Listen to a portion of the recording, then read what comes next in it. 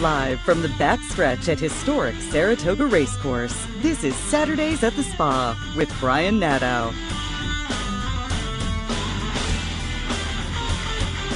Saturdays at the Spa is brought to you by CapitalOTBBet.com, New York's premier wagering site. CapitalOTBBet.com. Sign up today. The new Capital mobile app. Wager anywhere, anytime. Download it free from the iTunes Store or Google Play. And Pinnell's Restaurant, a Saratoga tradition since 1922. 284 Jefferson Street, just minutes from the track.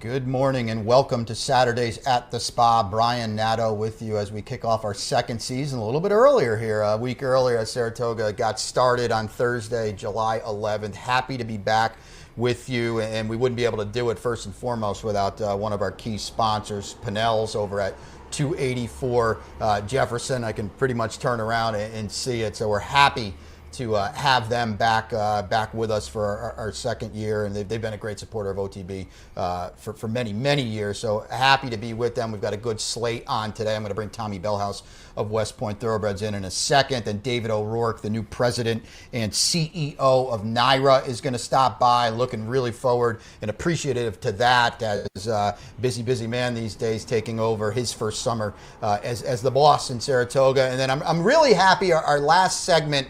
Bruno DeJulio is going to stop by. He's an expert workout guy.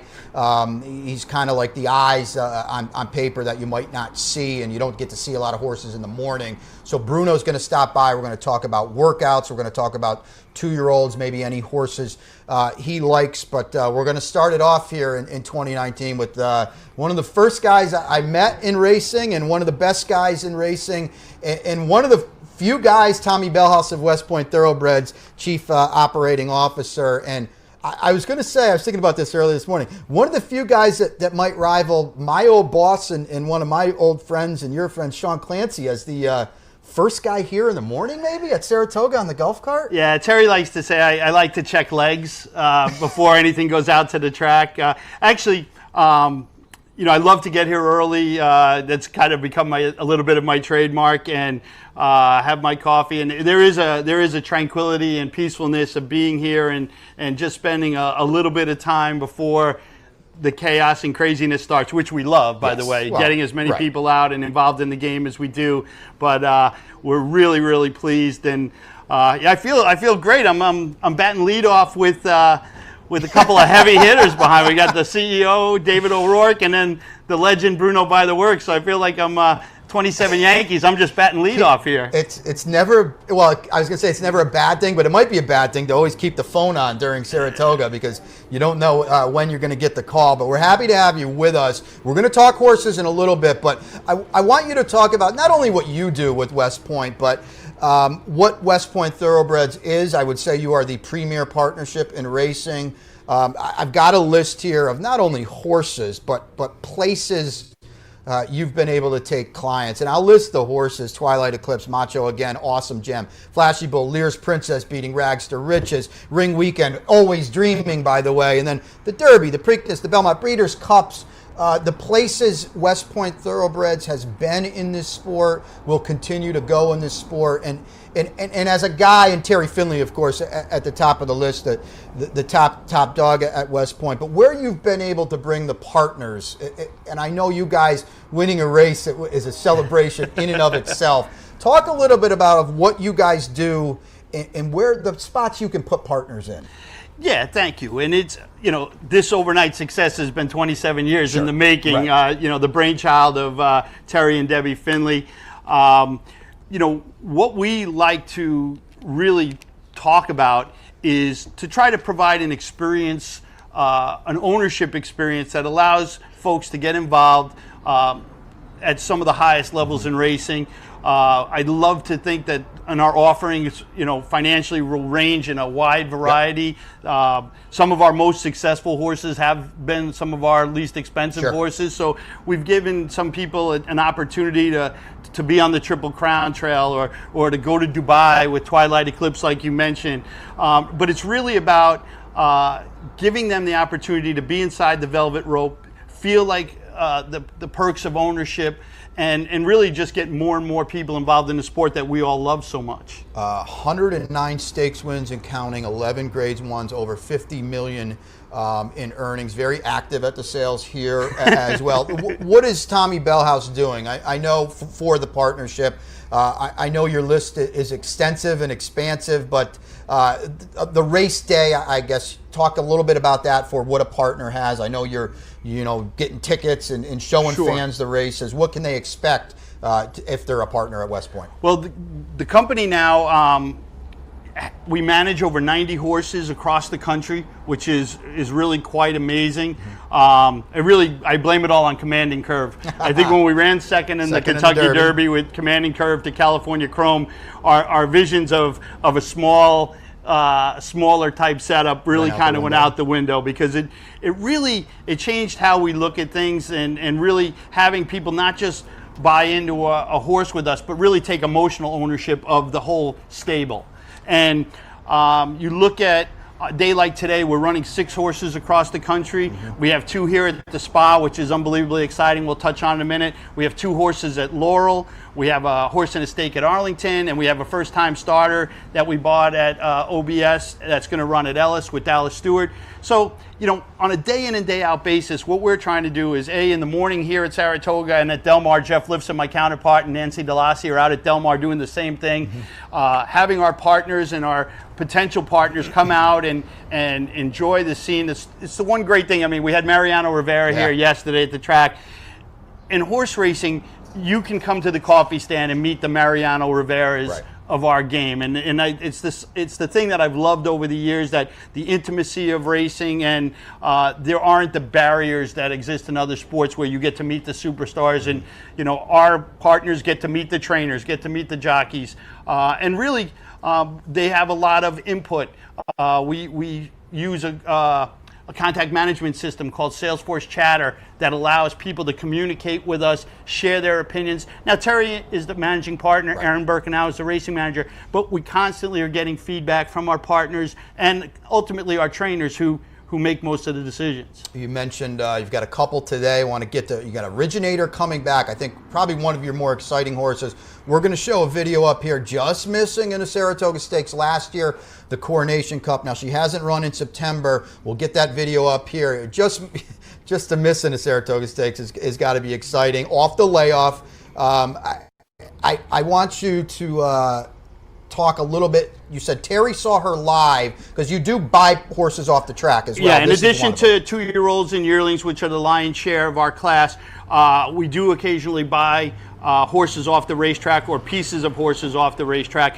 This was a filly that was trained by Ian Wilkes, is still trained by Ian Wilkes, that debuted down at Gulfstream and just had an amazing turn of foot. And Terry was at the races that day, literally walked down from his seat and met Ian after the winner's circle and said we'd be very interested in taking a piece. If you see here, she gets spun a tiny bit wide, but she's just a running son of a gun, and she's had some minor little things that finished up her year last year early, but it's great having horses with Ian Wilkes too, just somebody who you really love to be around, him and his team, and we have high hopes for today. Just the starting points, I would think, bigger and better down the road, but the real starting point, I want to mention Decorated Invader. You paid some money for him in the 6th race. Another, I know your program, especially Christophe Clement, patient approach. Good to get started, though, I would think, at Saratoga. I think we're all a little stunned that this is one of our first starters as a 2-year-old. This was a horse that is very large in stature, was a horse we bought in the fall. Going down, all of our babies for the most part go down to Eddie Woods' place down in Ocala, and I visited there in December, and I visited there again when we were down for the March sale, and he was this big, gangly, gorgeous horse who really, when he from March and April, really started to come together. And when he got up here to Saratoga, one of the first horses to come up with Christophe and his son Miguel, who is his assistant, he's been under his watchful eye. has just come together really quickly and is a very impressive horse, not only on grass but on dirt. And the fact that Christoph says it's time and we're ready to go 2 turns. And, right, this early in the meet. Yeah, very, very exciting. You know, a few years ago we had a horse named Untamed Domain that as a 2-year-old, we ran in one up here, went to the with anticipation, the Summer Stakes and the Breeders' Cup.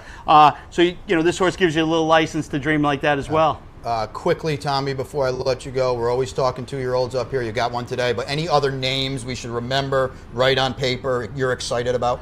Well, I think it would be remiss if I don't mention Chestertown. I mean, Chestertown is a horse that the most expensive horse West Point's ever owned. We bought at the sales for over $2 million.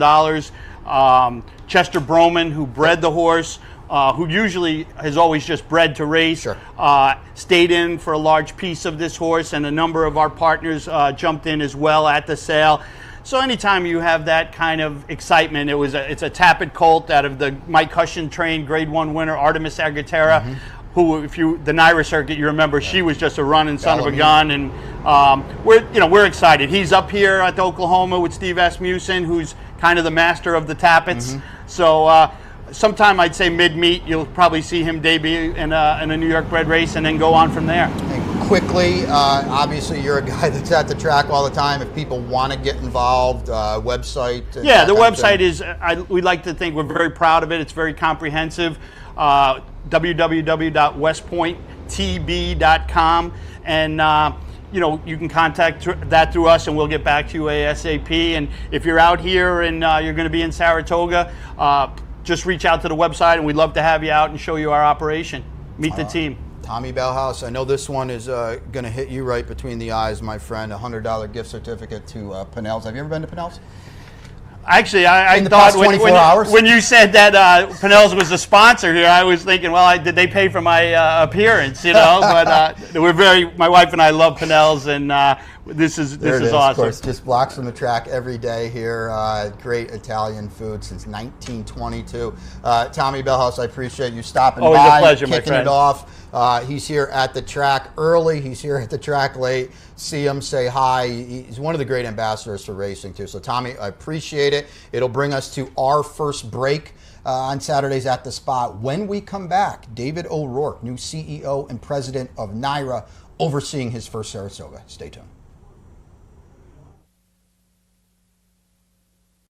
Now it's a global series. The best racers from all over the world, the best trainers, the best jockeys. You can get a free entry into the Breeders' Cup, and everybody wants to run in a Breeders' Cup race. You get your travel expenses paid for the Breeders' Cup. Automatic berth takes a lot of pressure off. If we're considering 2 different races and one was a win and you're in and one was not, that would be the tiebreaker. It's probably the best thing that's happened to racing in the last 10 years. Breeders' Cup Challenge, win, and you're in. Where's the best place to find your favorite teams, your favorite food, daily drink specials, and wagering on live horse racing? Legends Field Sports Bar, 711 Central Avenue, Albany. Get your game on day or night with 75 flat-screen TVs, tournament-style pool tables, a private banquet room, and live horse racing. So if someone asks you, where's the best sports bar in the Capital Region? Tell them Legends Field Sports Bar, inside the Clubhouse Racebook, 711 Central Avenue, Albany. Birdstone is an outside front. They're coming down to the finish. Can Smarty Jones hold on? Here comes Birdstone. Birdstone surges past. Birdstone wins the Belmont Stakes. In front, but here comes High Chaparral. High Chaparral, the defending champ, to take it to Bob. These two arch rivals head to head with Joe Hart bearing down on them. It's going to be a 3-horse photo finish in the turn. Here's the wire. Photo finish. Welcome back, Brian Nadeau with you. Saturdays at the Spa, our first show of 2019. As I mentioned a little earlier, but that's not a complaint either. Nothing wrong with an extra week of summer in Saratoga. And I'm really happy and thankful to be joined by my next guest, David O'Rourke, the new president and CEO of NYRA, overseeing his first Saratoga. David, thank you for taking the time to stop by on what I know can be a very busy summer Thanks for here in having Saratoga. Me. Yeah, you are not new to Saratoga. You've been with NYRA for since 2008. But like I said, it's your first summer kind of driving the train a little bit. So talk a little bit about what you're hoping and looking forward to as 40 days kicks off ending Labor Day. No, hoping for good weather. Looking forward to it. I mean, every day up here is great. Yeah. Like the racing, it's. I mean, if you're a fan of the sport, this is the place to be. Sure. So who wouldn't want to be here for an extra week? You know, technically numbers were down opening day, but I don't think that's a fair assessment because we're doing something we haven't done in years and years, starting on a Thursday, a week earlier. I thought attendance at 22,591 and handle, I thought they were very solid numbers. Rain was here, sadly. You mentioned the weather. What about opening day and the first few days of the meet? I thought they were received very positively. You're opening on a Thursday rather than a Friday. So, we're going to take a look at the first 4 days. Like, we think that's kind of a good measure to start with. But in the end, the numbers are the numbers. Yeah. You let them play out. You want to get too excited early. You know, it could rain for 3 straight days, or we might get a perfect meet in terms of weather. So, the numbers are going to be what the numbers are. But if you were here on Thursday, which you were, everyone's having a good time. Absolutely. You know, got a little bit of rain. Yesterday was beautiful. Today's looking really good. And tomorrow look great. So, what it's about, man. There'll be over 20,000 people here basically every day. This is going to be a good meet. No racing on Mondays. I think that alleviates a lot of pressure all the way around. I think still 40 days, as you mentioned. How has the response been, not only to no racing on Monday, but the fact that we're up here a week earlier in a little more of a spaced out meet? You know, whenever you change anything up here, you have to be really careful. Sure. We're up here because of the construction at Belmont, but it kind of creates the perfect test for this. The 5-day week, I mean, you work every race day, I assume. I mean, it gives everybody on the workforce a breather. Right. That's important. You know, it was actually tough coming up here from 4th of July, Stars and Stripes, get set up here. Not only are we starting early, but we're starting a day earlier in the week, so there's less time to set up. Everyone got it done. I mean, the team, I can't praise them enough that everyone involved in that. But so we're going to know how it plays out inside the gates. Sure.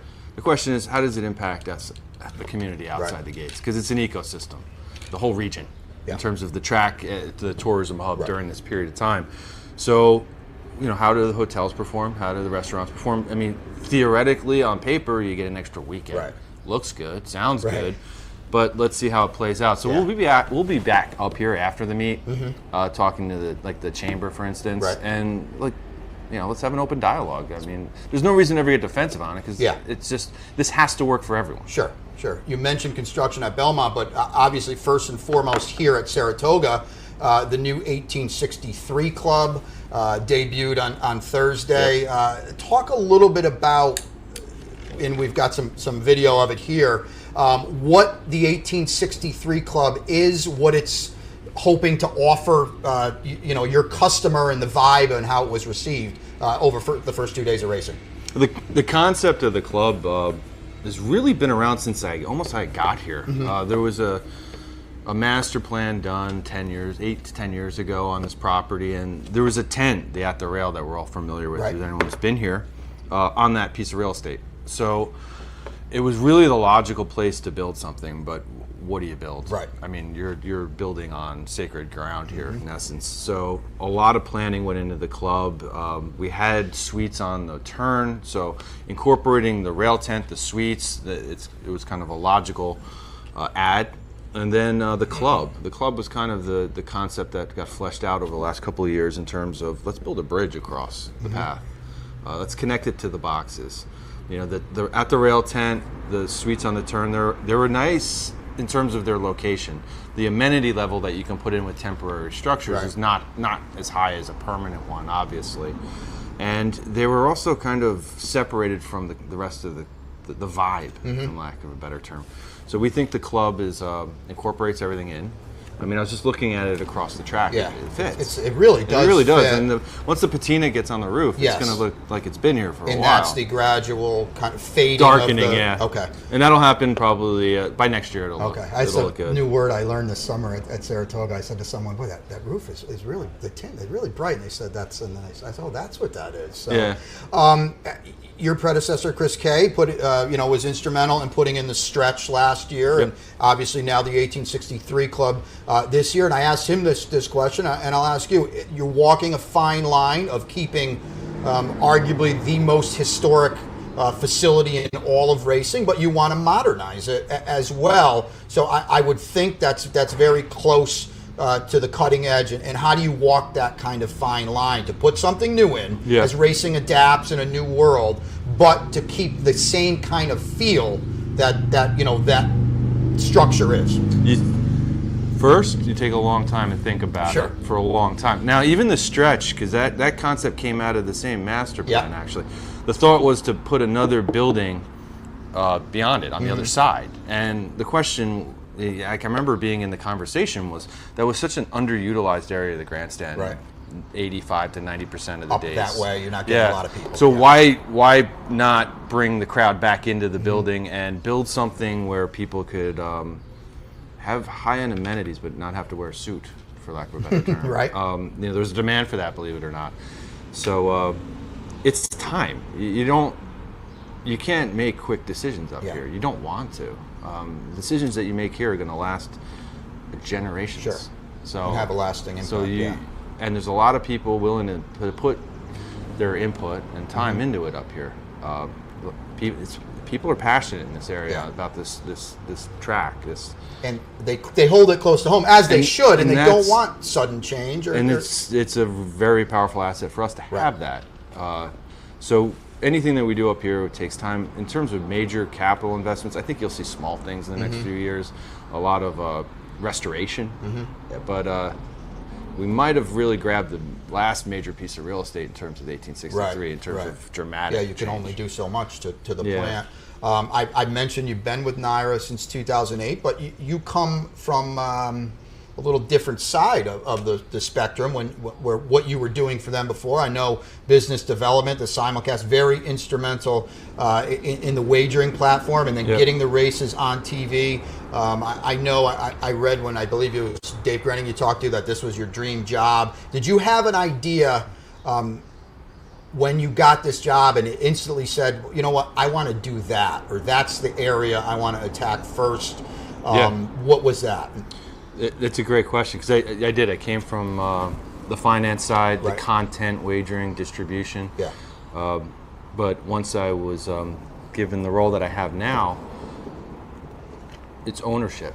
It's the horseman side of the equation. It's an area that you're around it all the time, but it was never in my purview to focus in and try and tackle some of the challenges there. So now it's like I have a whole new opportunity to learn something. And coming from the consulting background that I have, you love to jump into things that you're not. It's something that you have a lot of experience in, and you get up to speed as quickly as possible. But you have to make, you have to get a lot of input from people, and when you're making decisions, you're taking input from people who actually have the experience. But yeah, the horseman side, we're gathering some data now. We have surveys out, and we're going to do some focus groups on. There's two things. How do we make the experience first in class? For people who own when they come to the track, and the trainers, that's their clients. So how do we up our game in that area? And the second is the economics on the backstretch in terms of capital improvements that we can do that might reduce the operating overhead for people like the trainers, and make it more of a viable business model for them. I mean, new owners is really what the game revolves around. The oxygen, right? And has there been a learning curve at all? Have you gotten positive learning curve? Feedback I'm like right on. Well, the feedback I'm getting is at least I'm asking questions and people appreciate that. I'm taking in as much as possible. It's like drinking from a fire hydrant. Really, it's going to take me a while to really have an opinion that matters in a lot of ways in terms of like my judgment, and I have all the factors. But I have people around me that have been in this game their entire careers. So you can lean on. I mean, this is fun. I mean, this is it's learning something new. At 45 is fun. Well, in summer, and it should be fun. And summer in Saratoga and those kind of things. From a wagering perspective, and I'm a handicapper. I thought it was great that you reopened the Pick 5 to nationwide. Was there an overriding reason, and I think it's been received very well, certainly. The fact that now everyone, nationwide can fire on that late Pick 5. Yeah, I'll give you the history of it. We had the early Pick 5, and that was about a lower takeout bet. 15%, right? And you're always worried about cannibalizing another pool. Sure. Because some of them are, like the late Pick 4 is one of our most successful pools. Right, and I would think the early Pick 4 it has suffered a little bit, correct? It's incremental from the data that we have, but yeah, there is some cannibalization. But you're also making these changes in a methodical manner. You're not just, otherwise you can't really measure what happened. Sure.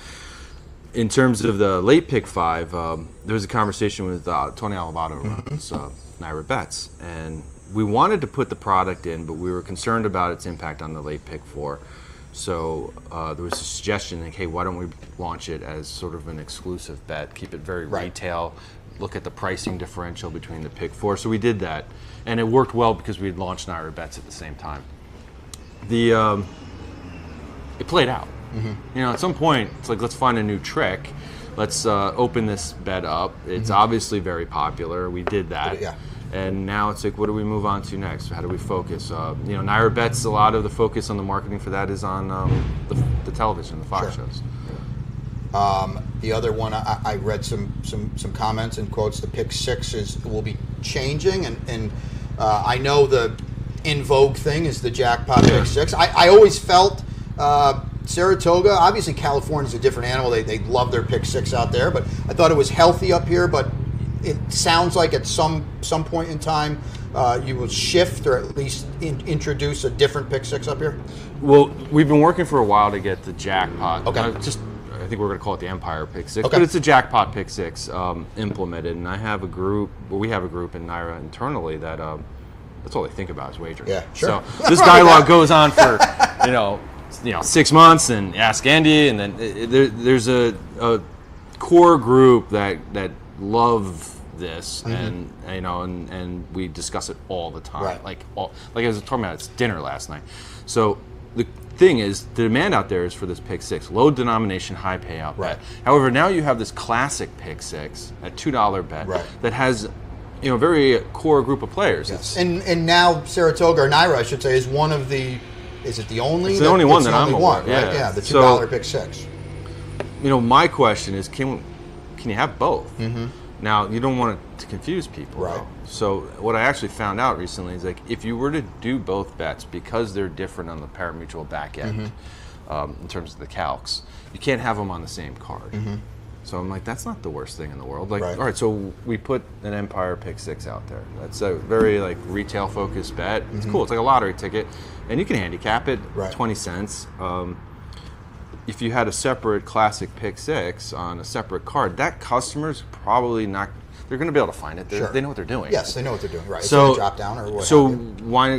Maybe we just leave it and let them have their pool. But some operational challenges to that. But I'm kind of pressing a little bit to see, figure it out. And you, Belmont Friday, Stakes Friday, I believe you debuted that 2-day multi-day, Pick 6, 700,000 in handle, I think, on the 20-cent bet. I think we're going to do it again. Okay. Actually, I mean, why wouldn't you, right? Yeah, the Derby to the Saratoga. Sure. That seemed to play out really. Right. These things are fun. Yes. Like yes, would you like to have people engage in your content, but they're fun. These cross-country Pick 4s. Yeah, you're doing a lot of that. People want to bet. They want to bet. Can you mix it up a little bit? Give them some content that they can.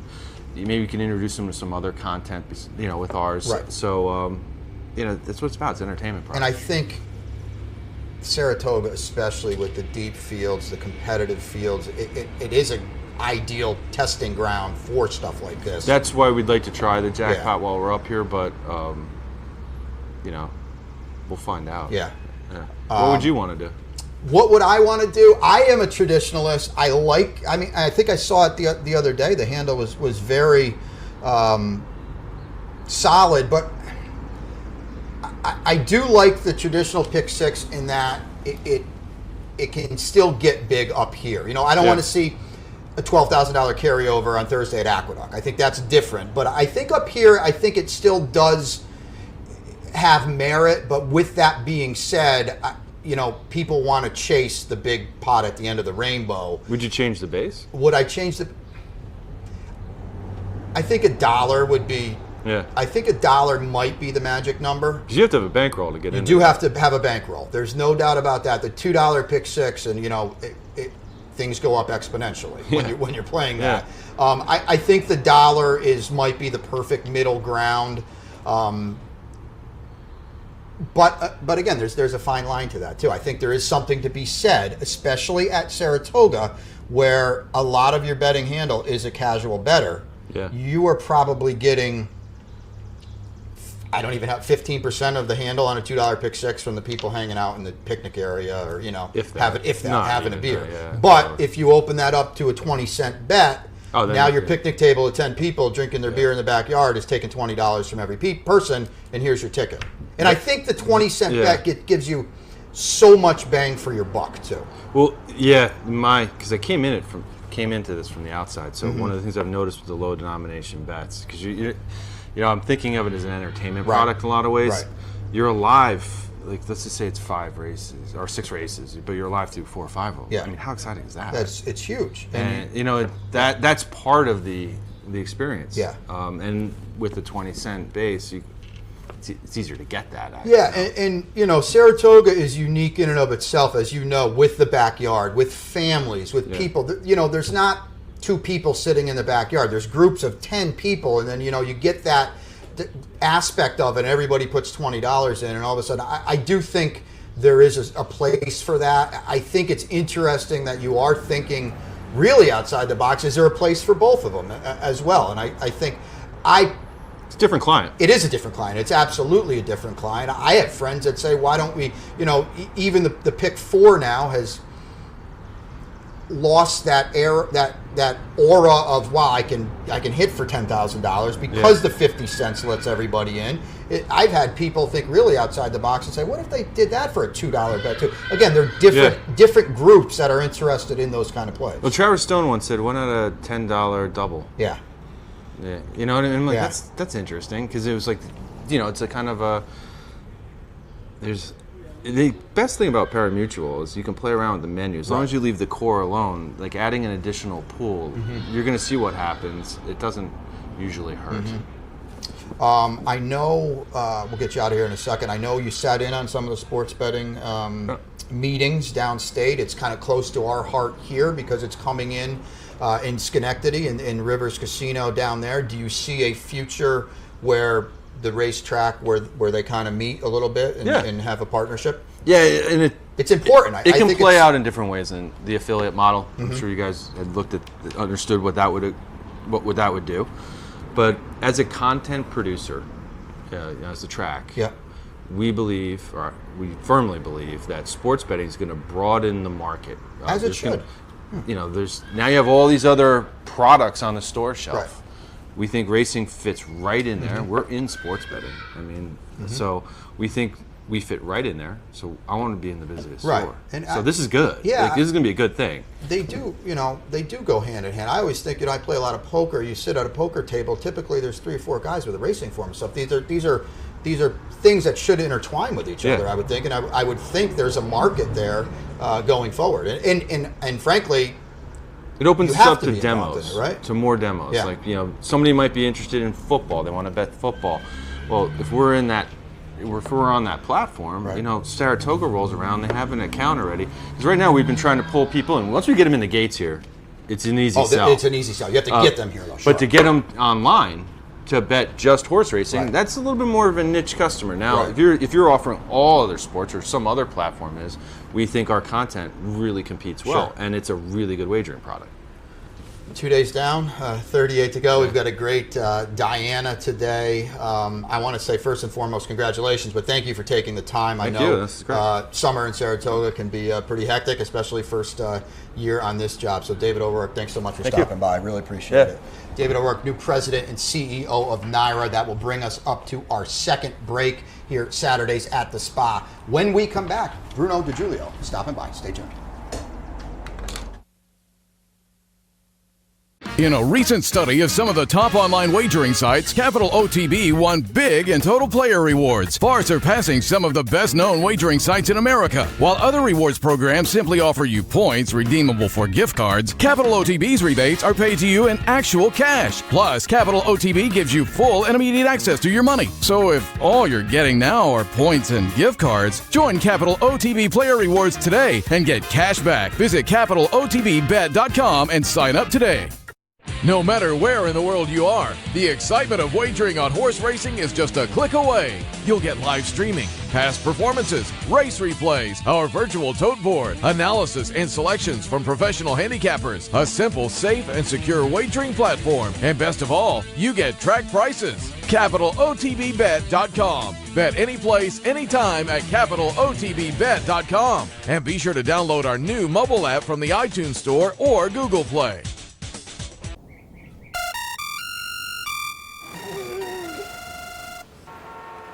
Come on. I want sales reports on my desk by Monday. Whoops. My bad. Love racing? RTN brings you every live simulcast on your home television, plus live video streaming and race replays on your PC and mobile devices. To order, visit rtn.tv. RTN, a breed apart.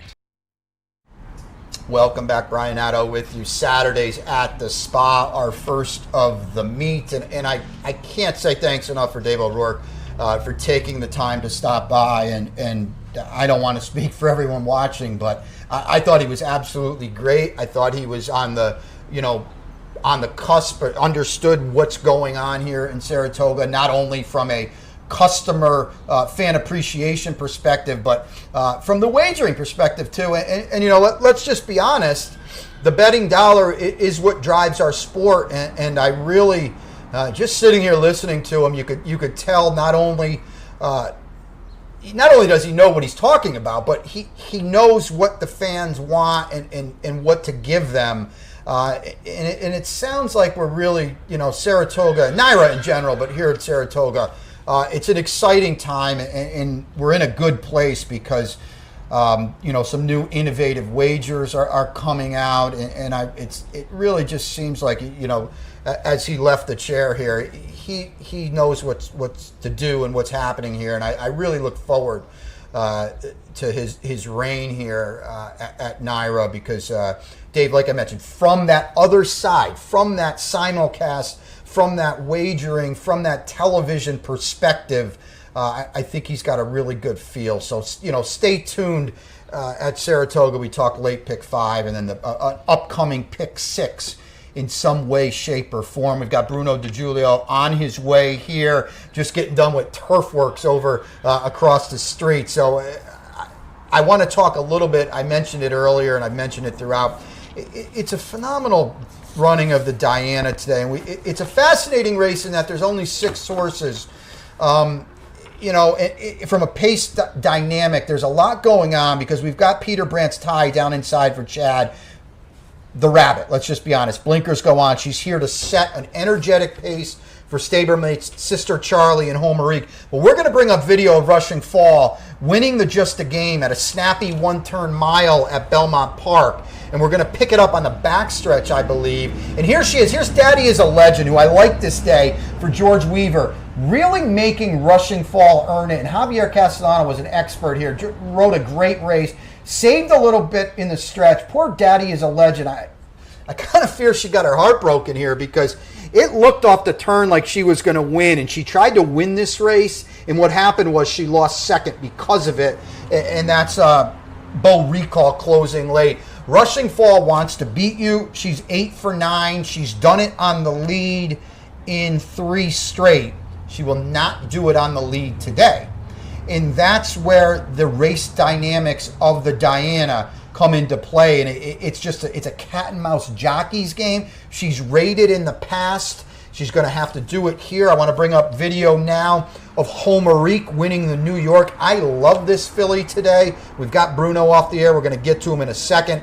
I love Homerique today. It's the acid test. Here she is coming up. Where is she? She's still threading her way through. Down inside.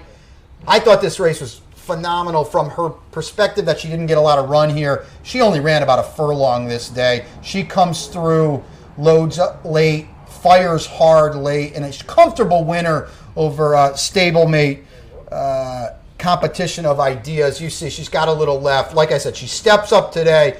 Quickly, I want to pull up Sister Charlie as well, winning the Breeders' Cup. It's her first start, and that was in November when she won the Breeders' Cup at Churchill Downs. So it's going to be her first start. Here she is getting up late, cementing a championship, defending race winner by the well of the Diana.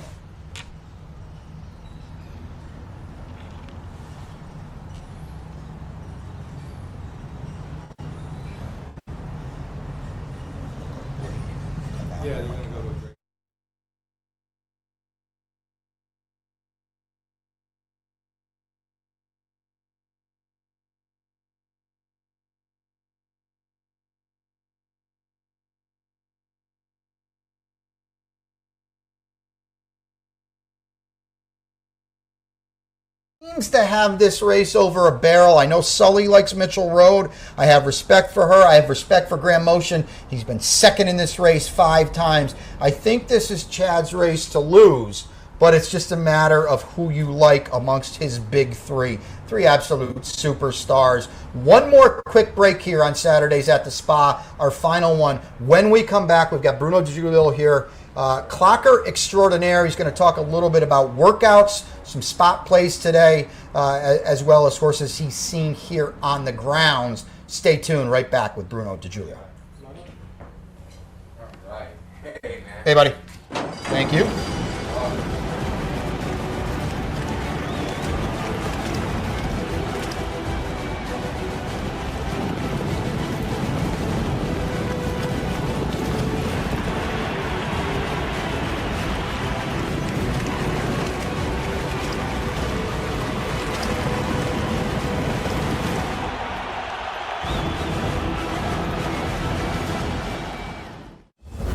As an owner, I love the Breeders' Cup Win and You're In series. To win one of these challenge series is a way that we kind of map out our schedule throughout the year with our horses. If you win one of the challenge races, you have a very good horse. The King George, which is our Win and You're In race, provides the top middle distance horse in Europe. We saw Highland Real run in both races. We know when we show up at the Breeders' Cup, we've got the world to beat, not just everybody in the United States. Breeders' Cup Challenge, win, and you're in. Where's the best place to find your favorite teams, your favorite food, daily drink specials, and wagering on live horse racing? Legends Field Sports Bar, 711 Central Avenue, Albany. Get your game on day or night with 75 flat-screen TVs, tournament-style pool tables, a private banquet room, and live horse racing. So if someone asks you, where's the best sports bar in the capital region? Tell them Legends Field Sports Bar, inside the Clubhouse Racebook, 711 Central Avenue, Albany. Saturdays at the Spa, year 2, a little early this year, Diana Day at Saratoga. And if you were with us last year, I thought we had some good pieces that were maybe a little outside the box. We had Travis Stone stop by, talked about race calling, and we got a perspective of him in the booth for the Kentucky Derby, kind of what he does. My good buddy John Panagot was here as well, the jockey's agent for Javier Castellano, and he kind of talked about the ins and the outs of getting mounts and what goes on, kind of that. I think especially that, it's one of those things where, you know, the casual race fan, honestly, even myself, they don't really get that perspective ever, for that matter, and they don't know what goes on. And I'm going to bring my next guest in. Bruno DeJulio joins us here on Saturdays at the Spa, and he's a clocker extraordinaire. Bruno with the works is a very well-received product. And I think, Bruno, you fit in that Travis, John, Bruno group, because you're really doing something that, A, very few people do, and B, I would say maybe even lesser kind of know what they're doing. I mean, looking at a horse in the morning and getting a feel for how they are training, how they are coming into a race, how they are coming into their first start. Well, it's been a work in progress for 35 years. Yeah. You never stop learning. You always learn in this game. It's a wonderful game. I'm blessed to be able to get up at 4:30 every morning and get to the track here. And like this morning, we had just started right off the bat. We had a ton of works, and it just kept going from Oklahoma to the main, back to Oklahoma, back to the main, to go to the turf. So it's a work in progress. And you know, the one thing I can share with this other gentleman is that we have a passion and love for the game. I love what I do, and the horses are the reason why I'm here. Talk a little bit about your operation. I know it's not just you; you have other eyes, but like you said, you're up at 4:30. You're looking at upwards of hundreds of horses a day, charting them, taking down not only their times, obviously, but how they're moving and coming into a race. And you know, I always say this as a novice, you know, we talked about this the other night. Any horse can work fast, but it's how they do it. And you shared a story about a horse, and just how horses are doing it is got to be, with your eyes, a big part of what you do. Well, I train all my staff. Mike Miaskas works with me here. I have other guys that work across the country for me, and I train all of them. And what I want them to do is not look at the stopwatch as much as I think in 1994 when a Razi ran in the Derby, and Francois Bouton, who I believe trained Razi, said American trainers spend too much time looking at the stopwatch and not enough at the horse. Well, I think that doesn't give a lot of credit to how good the American trainers are, but I think he's right. And to some point, you have to look at the horse instead of your stopwatch. I've looked at horses go 59, and I hated the work.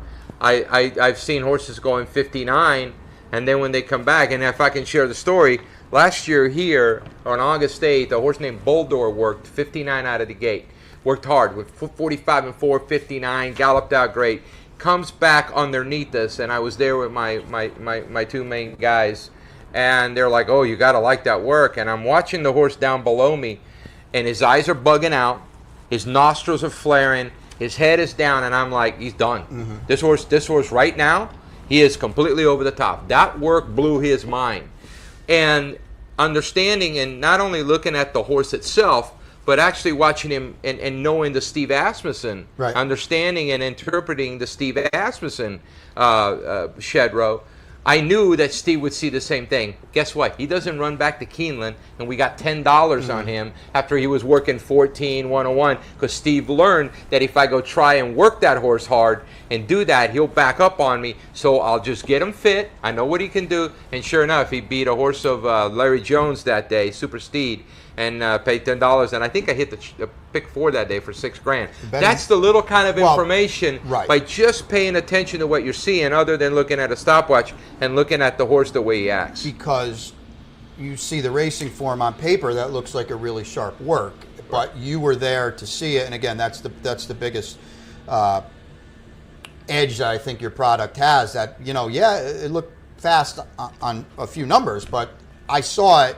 Maybe it's not exactly what you're seeing on paper. It was a 59 that the horse didn't come back to work for a month. Right. So people would look at it and say, well, he worked 59, he must have gotten hurt. I thought it was more mental with the horse. And Steve is such a good horseman. Right. I think he is the top horseman in the country. They do things that absolutely blow your mind. I'll give you another example. Brian House, a name that nobody really knows. At Saratoga at Churchill in September, horse worked 33-1. I had him galloping out 59-1. Again, horse doesn't show up. Something happened. 2-year-old, buck shins, comes back at Keeneland off a 102 work where he finished in 24. He pays $20 and keeps a $100,000 pick 6 for a client. So things like that, when you're looking at horses, and it's not about what just they're doing here. It's what they've done as an embodiment of the entire pattern that really entices me. Your product is definitely picked up steam, I think, as workouts have gotten more, like I mentioned earlier, in vogue. What are you looking for as you see a horse in the morning? You know, a guy, like I mentioned, more of a novice like me, okay, goes out, sees a horse work, looks fine. You know, I've always said, you know, I'm not differentiating much between Secretariat and a $10,000 claimer. What can you say to someone that's not, as sharp as you are? What would you look for a kind of a first timer? We all go out in the public. We all see people. We see people that we've known a long time that we haven't seen in a while. When they approach you, you can tell things about that person because you know them.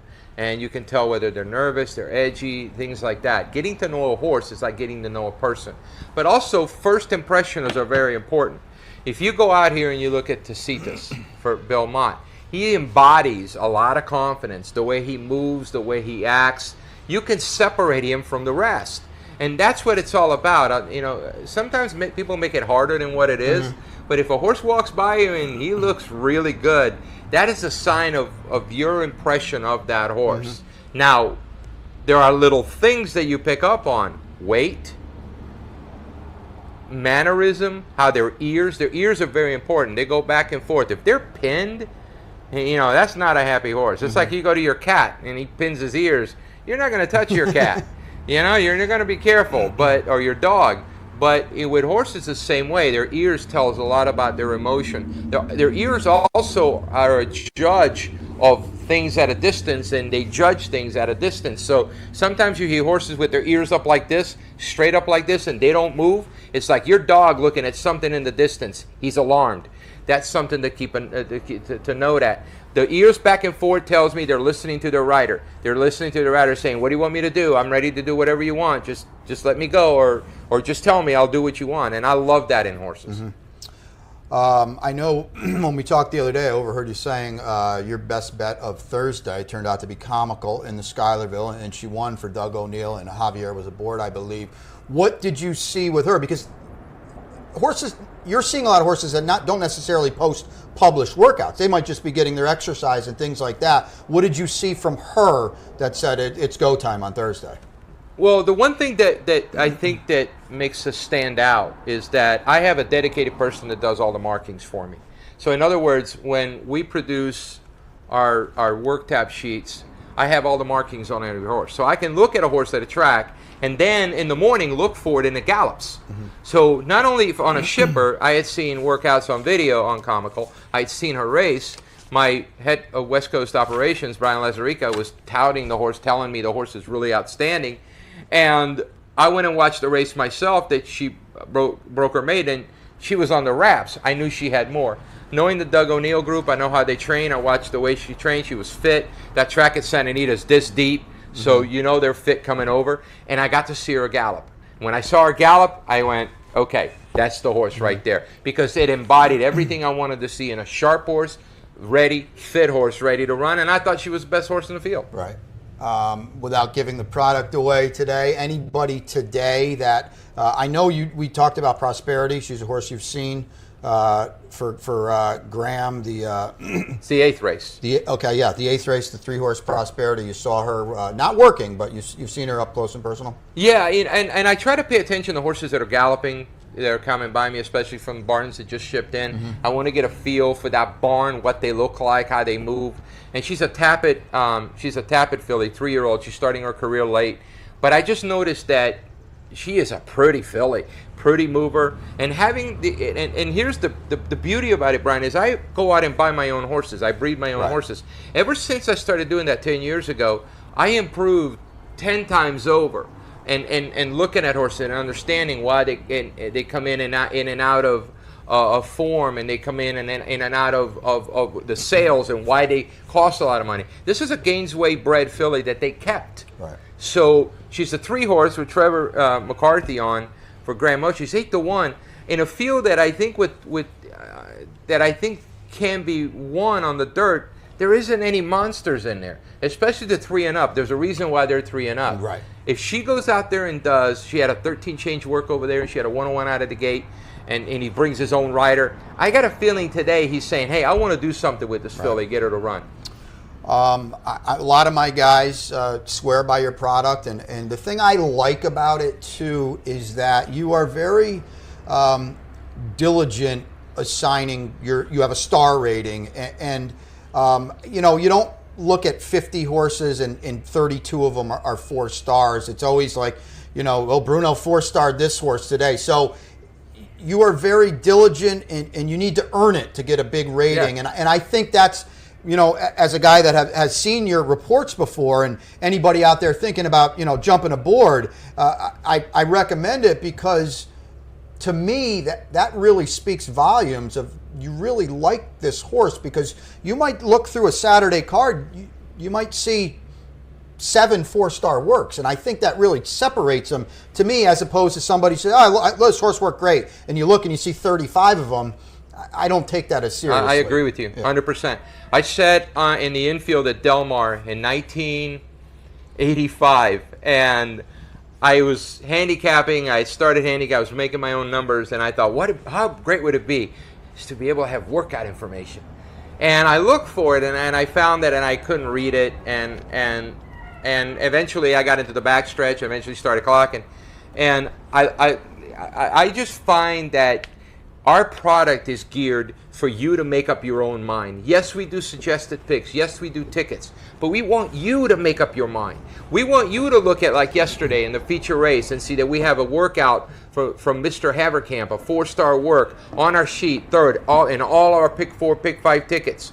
You are the ones that's going to say, you know what, I'm going to bet that horse at 13-1. Bruno likes it with that 4-star work. They got good info on it, and I'm going to go play it in all the pick 4s. And we've had clients that hit it. Whether it's pick first, second, or third doesn't matter. It's what about the information that we give. We want you to make scores. Our product is for you to go play pick 4s, pick 5s, and make scores. You mentioned you were late arriving today for a good reason, because you said the turf was open and they were working a slew over there. You threw out some big names.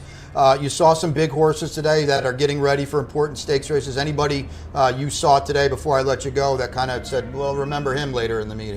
Tacitus worked today for Belmont. I think he worked with Yoshida. We don't get the times. We don't get the names of who's working. We have to ID on the fly. Cold Front was out today. Was very impressive.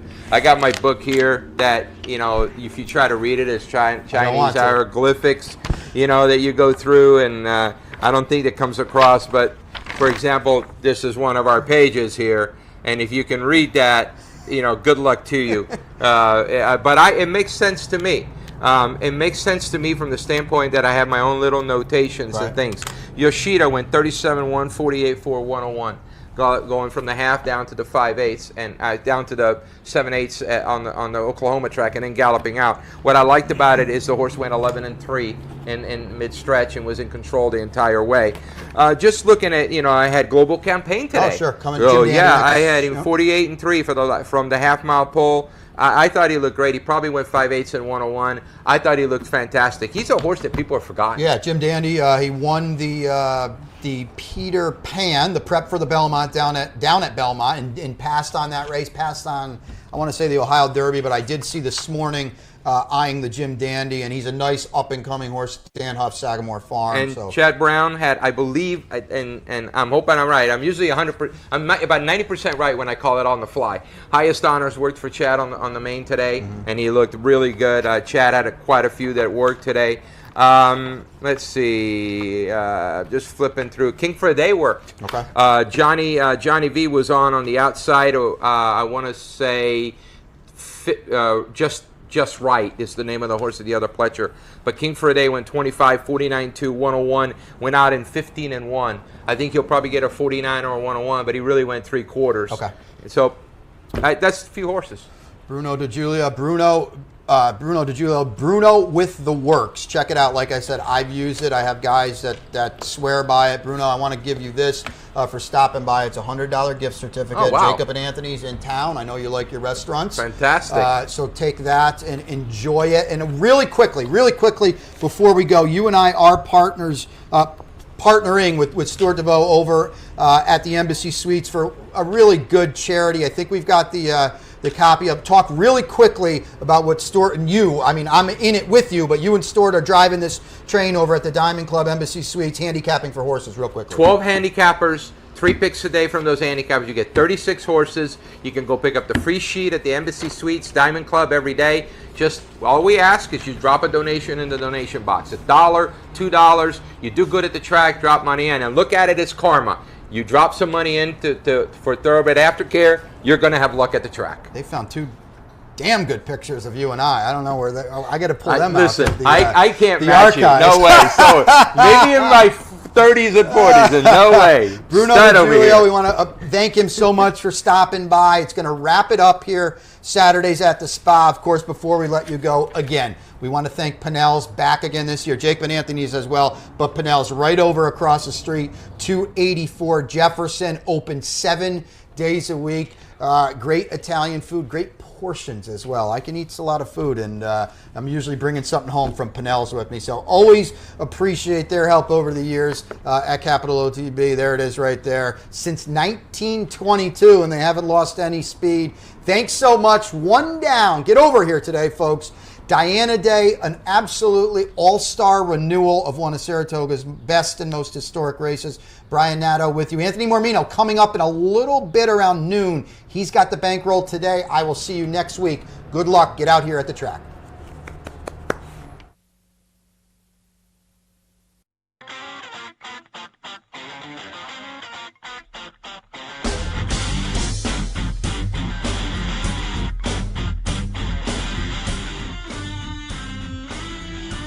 You've been watching Saturdays at the Spa with Brian Nadeau.